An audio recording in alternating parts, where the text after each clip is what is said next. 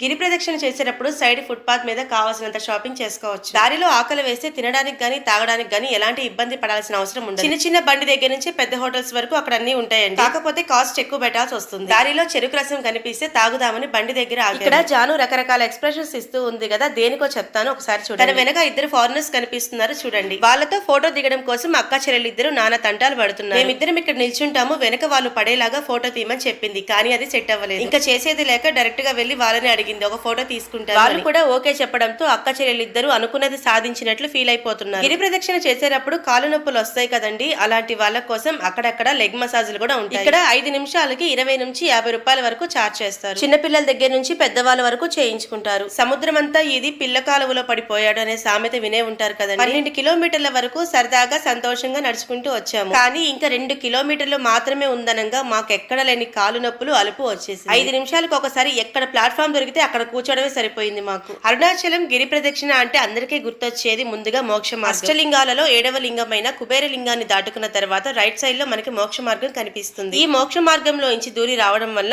పాపాలనేవి తొలగిపోయి మోక్షం దొరుకుతుందని అందరి నమ్మకం. ఇక్కడ క్యూ లైన్ లో చాలా ఎక్కువ మంది ఉండడం వల్ల మేము మోక్ష మార్గం దగ్గరికి వెళ్ళలేకపోయాము. శివుడి అనుగ్రహం ఉంటే మరొకసారి వచ్చినప్పుడు తప్పకుండా మోక్ష మార్గం దగ్గరికి అయితే వెళ్తాం. గిరి ప్రదక్షిణ చేయడం అంత ఈజీ కాదు, చాలా కష్టంగా ఉంటుందని అందరూ అంటే చాలా భయపడ్డాం. కానీ మాకైతే అలా ఏమీ జరగలేదు. భగవంతుడి మీద నమ్మకం ఉంచి ఆయన నామస్మరణతో మనం నడుచుకుంటూ వెళ్ళామంటే ఆయనే మనకి ఎలాంటి బాధ కలగకుండా చేస్తాడు. ఎక్కడైతే గిరి ప్రదక్షిణ మేము మొదలు పెట్టామో తిరిగి అక్కడికే వచ్చి చేరాము. అరుణాచలం దర్శనం అయితే బాగా జరిగిందండి. వీడియో నచ్చితే లైక్ అండ్ సబ్స్క్రైబ్.